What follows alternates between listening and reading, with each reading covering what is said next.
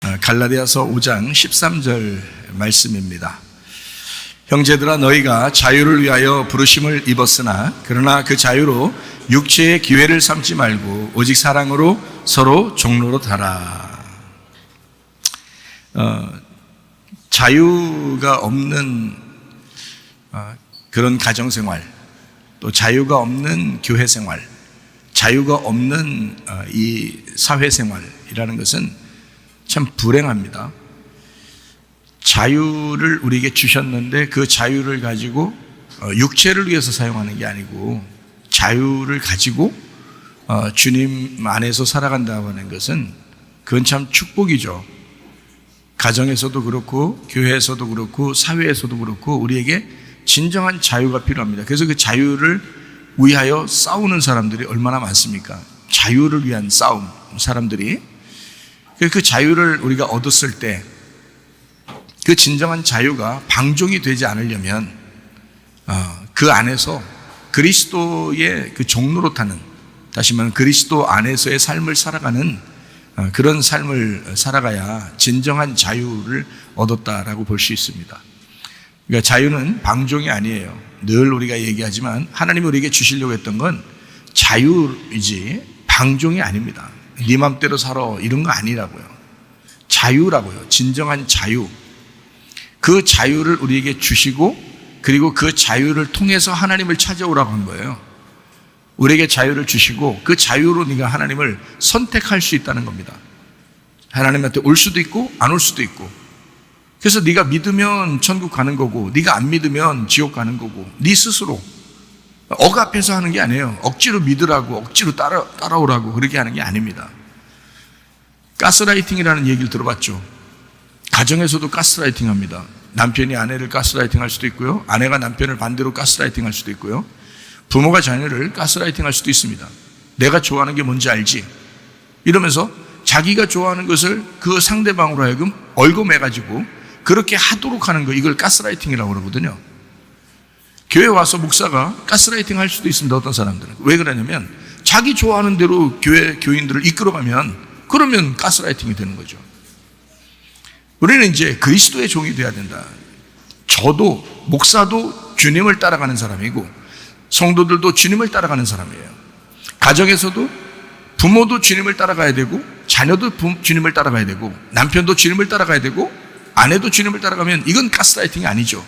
왜냐하면 주님이라고 하는 목표와 그 목적을 가지고 얘기를 하는 거니까 그것은 가스라이팅이라고 볼 수 없는 거죠. 그런데 목사 개인이 어떤 그 억압을 해서 사람들을 이끌어 가려고 한다, 그러면은 그건 가스라이팅이라고 볼 수 있습니다. 가정에서도 부모가 자녀를 가스라이팅 할 수 있어요. 또 그게 무조건 자기 말만 들으라는 거죠. 그건 상대방 얘기를 들어보려고 하지도 않고 무조건 자기 말만 맞다고 하면서, 그것도 가스라이팅이에요. 남편이 아내가 남편을 그렇게 할 수도 있단 말이에요. 그런 거 좋은 거 아닙니다. 가스라이팅이라는 그 자체가 좋은 게 아니에요. 우리에게는 하나님이 우리를 자유를 해주려고 하는, 자유롭게 해주려고 한 거잖아요. 우리를 해방시켜 주려고, 억눌리고 억압된 데서 우리를 자유케 하려고 했는데 그 상태에서 자유를 줬더니 다시 주님을 사랑하게 되더라. 이게 진짜죠. 남편이 아내를 자유롭게 해줬고 아내가 남편을 자유롭게 해줬더니 그 남편이 아내가 그 상대방 부부가 서로 그 상대방을 위해서 정말 사랑하고 더 열심히 하려고 하는 거, 그게 진짜죠. 부모가 자녀를 자유롭게 해주려고 했는데 그 자녀가 부모를 효도하려고 하는 거, 이건 정말 감사한 일이잖아요. 교회에서 목사가 주님의 말씀을 준 거, 주님께서 우리를 자유롭게 하셨다라고 했는데 여러분이 그 주님이 너무 좋아서 그 은혜에 감사해서 그 감격해서 주님에게 내가 더 어떻게 하면 살아갈 수 있을까, 어떻게 하면 주님께서 사랑하며 살 수 있을까 라고 하는 것은 그건 축복이죠. 그건 은혜라고 그러죠. 그러니까 하나님은 은혜와 자유를 우리에게 주시려고 한 것이지 억압된, 율법적인 억압된 이런 것을 주려고 한 것이 아니었다는 것입니다. 그래서 우리 교회도 가정에도 다 자유롭잖아요. 여러분 자유로운데 여러분이 스스로 주님을 섬기려고 하는 사람들이 많아지고 있다는 거죠. 정말 감사한 일입니다. 얼마나 자유로우면 예배 시간 설교 시간인데도 자려고 그러고 그러겠습니까? 얼마나 자유로워. 뭐 편안하게 해드리는 거죠. 그래도 뭐라고 하지 않고, 설교하다가 큰 소리 치면 그때 이제 깨게. 어쨌든 자유를 주려고 합니다. 그건 그 주님의 성품이니까, 그 주님께서 우리에게 주시고 싶어 하는 거니까 얼마나 감사한지 몰라요. 그러니까 진리는 항상 자유를 가져오게 됩니다. 근데 거짓은 율법을 가져오게 되거든요. 왜냐하면 거짓은 율법을 가져와서 억지로라도 해야 좀 따르긴 따르니까. 그래서 거짓을 하는 거예요. 율법이 따라오죠. 근데 진리는 원래 참되기 때문에 가만히 자유롭게 해줘도 따르게 돼 있어요. 사랑하게 돼 있고. 제가 우리 아내를 사랑하는데 자유를 준단 말이에요. 뭐 미용실 갔다 온다고 해도 미용실 갔다 오게 하고, 제가 따라다니고 그러지 않습니다. 근데도 자기가 미용실 갔다 온다고 연락하고요. 그래도 미용실 가서도 또 연락하고요. 또 거기 앉아서 기다릴 때 심심하다고 연락하고요. 그리고 올 때 되면 또 연락하고요. 그런단 말이에요. 난 자유를 줬는데 아무 간섭도 안 하는데, 근데 자기가 전화하면서 온다고요. 자유. 그게 사랑이죠. 우리에게 자유를 주신 주님인데 우리가 주님을 위해서 어떻게든지 살려고 하는 그 모습, 저도 그렇고 여러분도 그런 모습이고요. 너무나 감사합니다. 그게 진짜라는 거예요. 그게 진짜. 그래서 오늘 갈라디아서 5장 13절 말씀 보니까 사랑으로 서로 종로로 타라. 근데 형제들아, 너희가 자유를 위하여 부르심을 입었는데 그 자유로 육체의 기회를 삼지 말고 오직 사랑으로 서로 종로로 타는 자유야. 이 자유는 육체를 위한 자유가 아니라 사랑으로 서로 종로로 타는 자유란 말이에요. 이 자유라는 이 단어를 엘류데리아라고 그러거든요. 이 자유라는 단어가 엘류데로스에서 나왔습니다. 그건 거리낌 없다라는 말이고요, 노예가 아니다라는 말입니다. 노예가 우린 노예가 아니죠. 노예가 아니다. 남편이 아내에게 노예를 시킬 수도 없고 노예가 될 수도 없는 거죠. 노예가 아닙니다. 자유가 있어요. 인간의 기본적인 거죠. 자유. 그게 이제 거리낌이 없다, 또 노예 아닌. 그래서 자녀들도 부모에게 거리낌이 없어야 되고, 그리고 노예처럼 얽매여서도 안 됩니다. 자녀들도요, 부모에게. 이거는 가정에서도 교회에서도 막 가스라이팅 할 수 있다니까요. 실제로 사람들이 사회에서도 막 가스라이팅 할 수도 있고요. 그러면 안 되는. 그렇게 가스라이팅 할 때 이상한데 왜 나를 이렇게 뭐 억압하지? 이렇게 되면 그러면 이상하게 생각도 할 수 있어야 돼요. 그러니까 자유를 줘야 돼요. 부모는 자녀에게 자유를 주고, 남편은 아내에게 자유도 주고, 그리고 목사도 성도들에게 자유를 줬어요. 그리고 사회에서도 우리에게 자유를 주는데, 근데 우리가 스스로 할 수 있다 그러면, 기쁨으로 할 수 있다 그러면 그건 괜찮은 자유인 거예요. 그렇지 않고 방종해서 자유를 줬더니 네 맘대로, 내 맘대로 살고 네 맘대로 살고 이러면 이건 방종이라는 겁니다. 그건 육체를 위해서 삶을 사는 거잖아요. 그건 안 된다. 그런 식으로 살면 안 된다고 얘기하는 거예요. 육체로 살면 안 되고, 그것 때문에 자유를 준 게 아니라 서로 종로로 타려고, 서로 그리스도 안에서 너에게 자유를 준 것은 서로 종로로 타게 하려고, 그러려고 한 거다. 그래서 이게 엘류데리아 자유인데 엘류데로스에서 왔다 그랬어요. 노예가 아니고 거리낌이 없는. 근데 이게 무슨 말하고 똑같은 말을 다른 말로 쓴 단어냐면 엘코마이라고 하는 말의 다른 말이에요.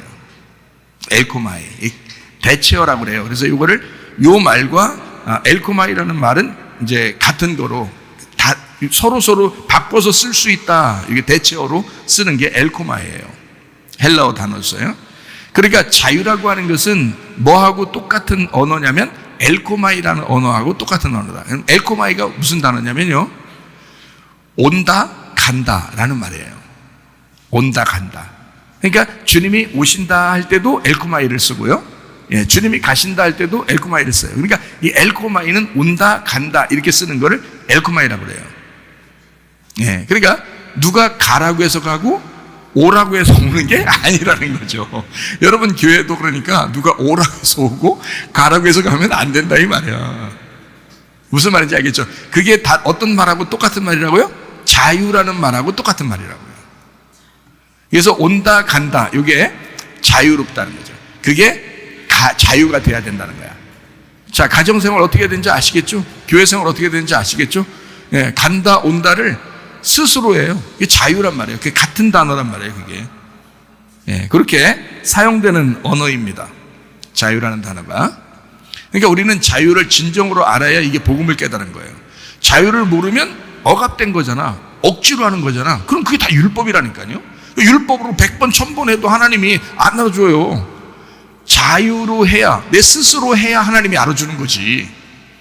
그렇잖아. 하나님이 우리에게 주시는 건 스스로 자유롭게 해줘야 되는 건데, 우리 마음이 감동돼서 그래서 하는 건데, 이거를 억지로 막 하는 건 하나님도 원하지 않고, 우리가 해도 하나님이 별로 인정하지 않아요.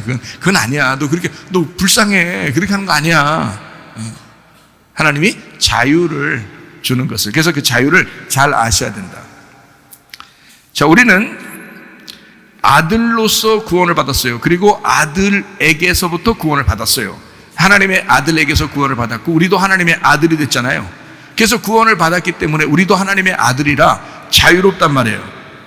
자유한데 뭐처럼 살아가면 그리스도의 종처럼 살아가는 거예요. 자, 우리가 구원받았으니 우리가 하나님의 아들이에요. 그럼 우린 자유롭잖아요. 근데 그리스도의 종처럼 살아간다는 거지. 자유로운데 뭔가에 얽매이고 싶은 거야. 그래서 그렇게 살아가는 걸 종이라고 그러잖아요. 그게 그리스도의 종이, 다른 사람의 종이 아니고 사람의 종이 아니라 그리스도의 종이 되고 싶은 거잖아요. 그게 사랑이라고요. 사랑.